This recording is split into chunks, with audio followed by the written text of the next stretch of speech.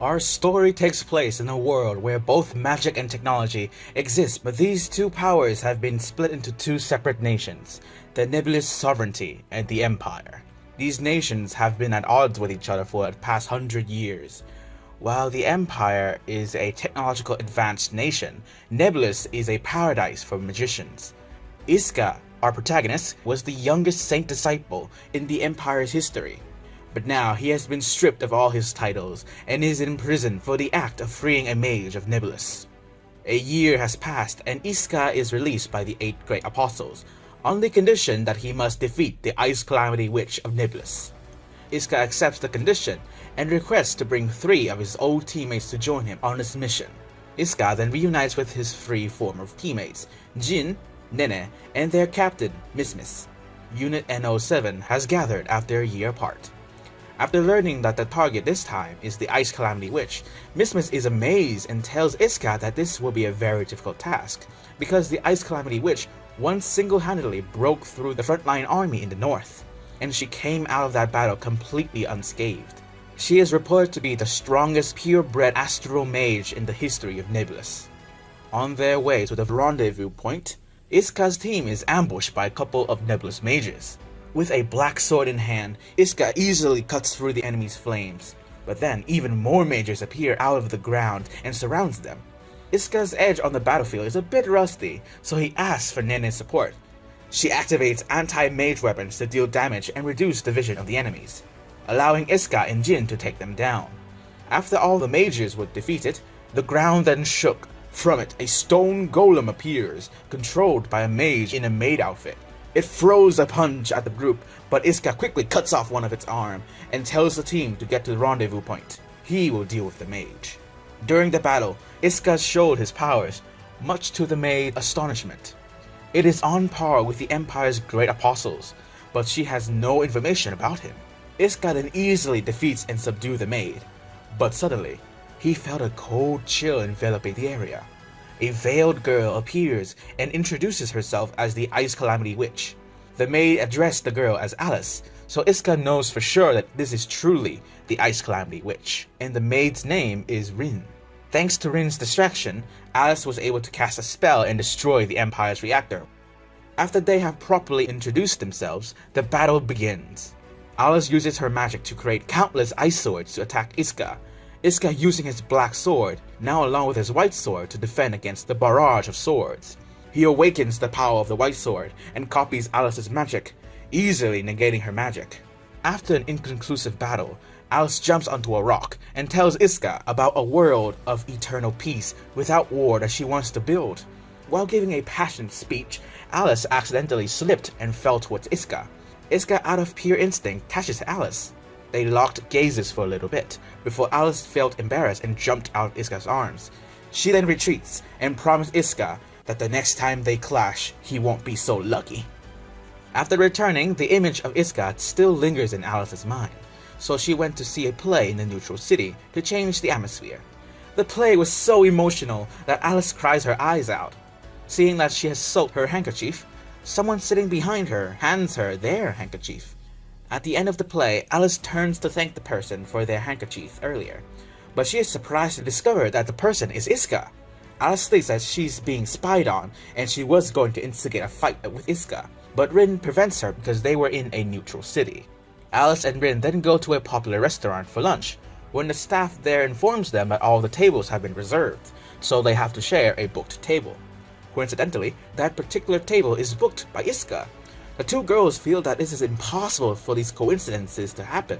They assume that Iska was there to ambush them, but Iska explains that he has already reserved his table before, so Alice and Rin reluctantly believed it, and then the 3 of them sat down to eat together, followed by scenes like this and this. After that, Alice and Iska have a fun discussion about food preferences. They turn this accidental meeting into somewhat of a date, which makes Rin feel a bit uncomfortable. The next day, during Unit's NO7's training session, a special advisor named Rizia announces that she will be their commander in the upcoming mission. She is Iska's old acquaintance, so she gives Iska a ticket to an art exhibition that she just won after a bet with her co-worker. Meanwhile, at the Nebulis Palace, the Queen, Alice's mother, tells Alice a secret. Their founder, The supreme mage of Nebulis is not dead yet, and is asleep in this place, and lately there are many signs that she is about to awaken.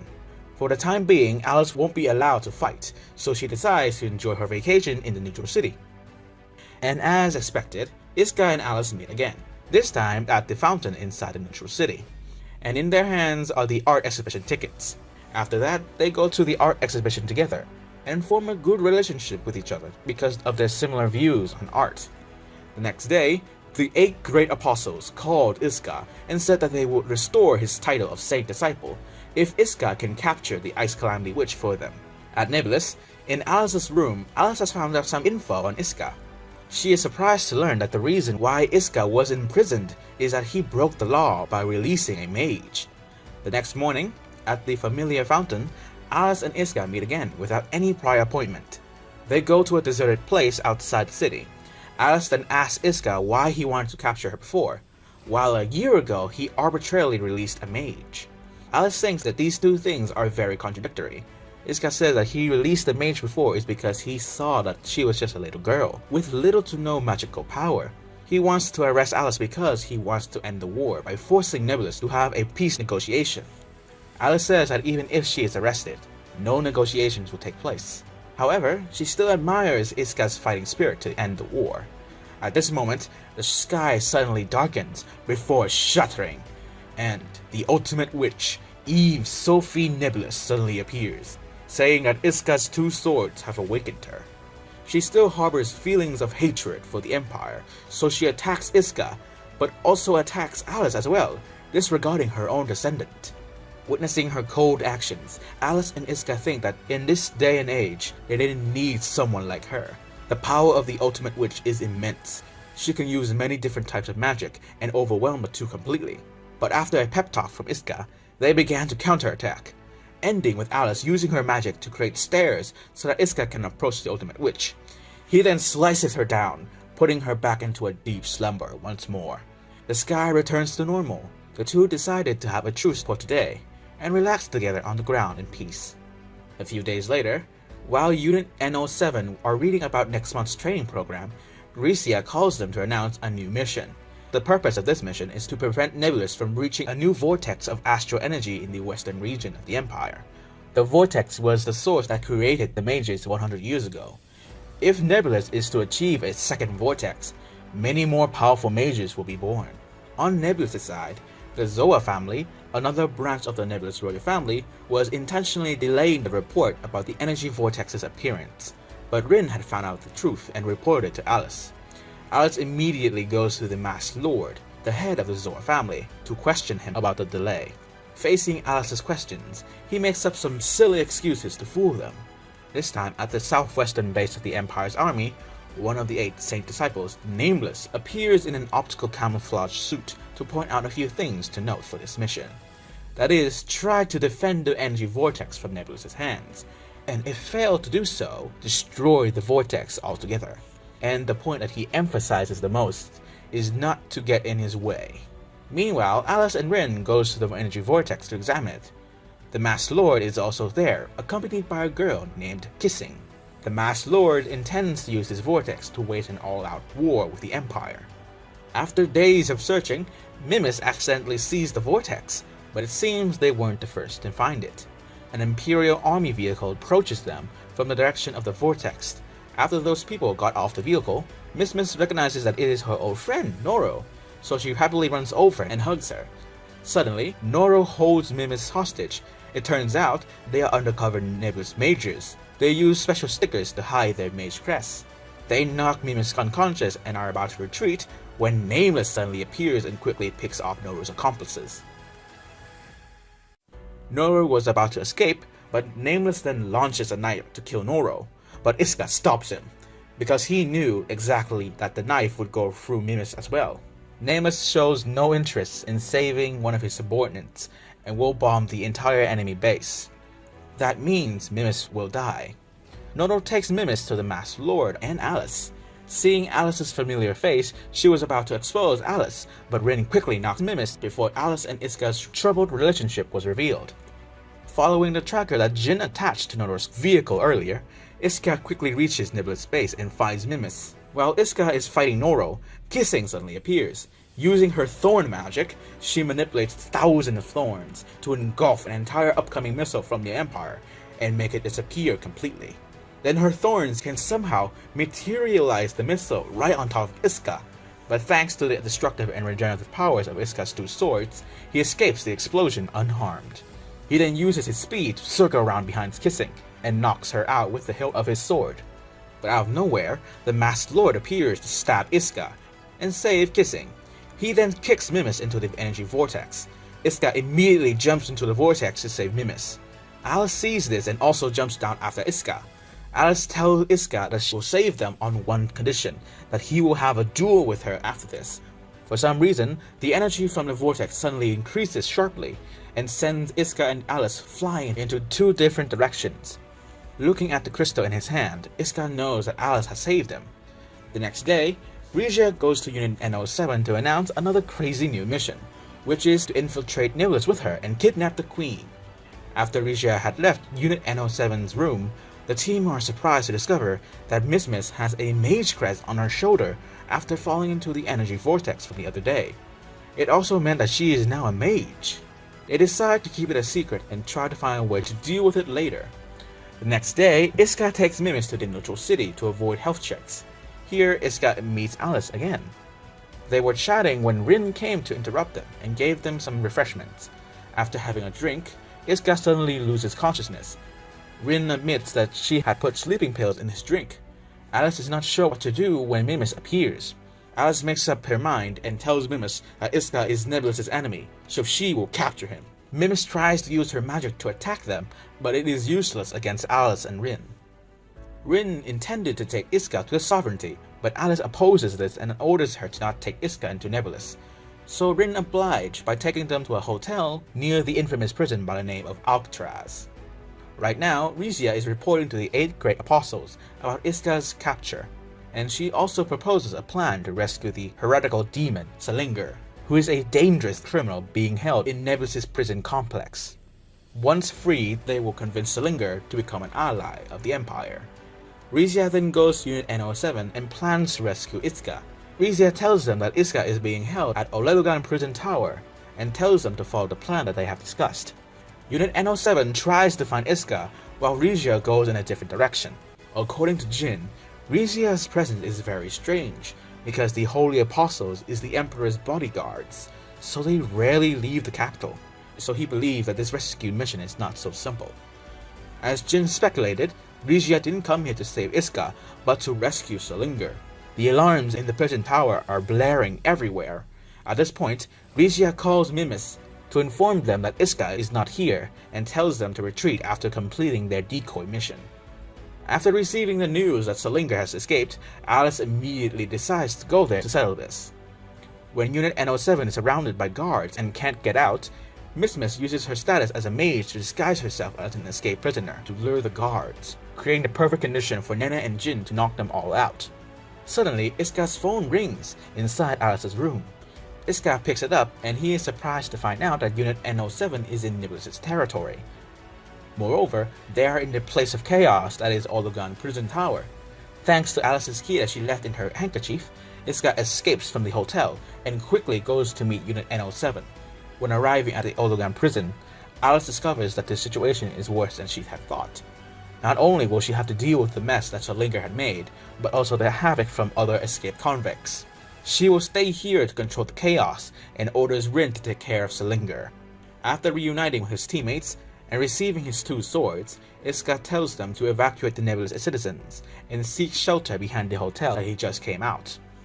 Meanwhile, with his possession of many purebred spirits stolen from the royal family in the past, Salinger easily clutches and plays with Rin with earth-type magic, even though it is her specialty. When Salinger got bored of playing with her, he unleashes a finishing blow on Rin. At this moment, Iska appears and stops it. Iska makes a deal with Rin. If he can defeat Salinger, then Rin must make sure that he and his teammates get out of Nebulis territory safely. During the fight with Salinger, Iska with his sharp reflexes dodges his invisible attacks. Then Iska rushes to attack, surprising Salinger with his skills. However, Iska's sword still can't reach Salinger. He laughs and says that he will show them the true power of the great spirits. He combines the two opposing powers of fire and ice in a perfect balance, and then shoots it at Iska. Iska uses his black sword to slice the attack, but the fire then burns even fiercer and hits him directly. Suddenly, Iska then out of nowhere jumps up to attack Salinger. Salinger continues to combine wind and thunder spirits to attack Iska, but it is blocked by Rin's golem. Angered by Rin's interruption, Salinger strikes her with lightning, but Alice appears and freezes the attack in time. Taking advantage of the opportunity that Rin created, Iska quickly approaches. Salinger hastily created two blades made out of light and darkness to confront Iska, but Iska easily destroys the two swords. Then Salinger laughs and admits that Iska is indeed a worthy opponent, and then he drops himself into a black hole deep inside the prison. Before Iska and his teammates return to the Empire, Iska comes to see Alice and tells Alice that this time they are even. Although Alice doesn't show her emotions, she is really happy when Iska came to help her. After the Salinger incident in the Nebulis Palace, the Queen is ordering her third daughter to go to Al-Samira to investigate whether Al-Samira has decided to be subservient to the Empire. This princess's name is Sisbel. She is Alice's younger sister, and she was the mage that Iska rescued a year ago. Elsewhere, the first princess, Elatir, meets Masked Lord to announce that one of her sisters has become a pawn of the Empire. After the rescue mission, Unit NO7 was given a 60-day leave, so they organized a trip to Al-Samira as well. Here, Iska accidentally meets Sisbel. She thanks Iska for saving her a year ago. At the same time, news of Sisbel being present in Al-Samira also reached the 8 Great Apostles. Their goal has always been to capture a purebred witch to carry out some secret plan. So the Great Apostles uses Object, which is a mysterious mechanical weapon that they thought could be invincible. Sisbel then tells Iska about her true identity, as well as her ability, Illumination, which creates past incidents through projections. Sisbel tells Iska that someone in the royal family is trying to take the life of the Queen, and then launch an all-out war on the Empire. However, she doesn't know exactly who it is, so she wants Iska to be her and Queen Nebulis' protector. Suddenly, Masked Lord appears from behind and has been recording their conversation. He insists that Sisbel is a traitor of Nebulis. She retorts by saying that all the Zord clan wants is proof in their favor in the upcoming election. As Sisbel is running away from Masked Lord's underlings, she is stopped by the Empire's Object. But then, Iska's team has come to aid him, with Nene carrying Iska's swords. The Object identifies Sisbel as its target and attacks her. Fortunately, Iska came to her rescue. He lunges forward to attack it, but its armor is so hard that his blades have no effect. However, Iska still manages to fend it off long enough so that Nene could properly prepare her attack. Nene then activates Piercing Shot to create lightning that restrains the object and engulf it in flames. Nene's attack caused the object to activate a source of astral energy, similar to mages. It is unknown since when did the Empire research to use this type of energy in combat. When the object activates this energy, Nene's attacks can no longer damage it. So Iska tells Nene to retreat and evacuate the people from the dangerous area. Sisbel uses her powers to recreate a sandstorm that had occurred in this place in the past. Although it's only an illusion, it still has the effect of obscuring the object's vision. Taking this opportunity, Iska destroys the object's energy core, thinking that it is over, but from within the object appears a glowing liquid that suddenly engulfs Sisbel and turns into a monster. This monster's strength and speed is on another level. Iska can only fight to protect himself. However, a familiar voice then spoke out.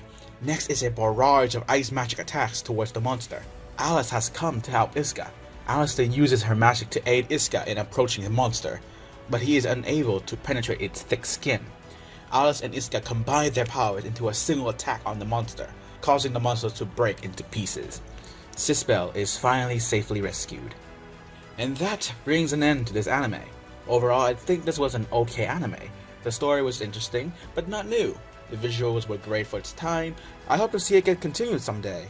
And if you guys enjoyed the video, if you did, then don't forget to give this video a like and help the channel grow by subscribing for more anime summaries.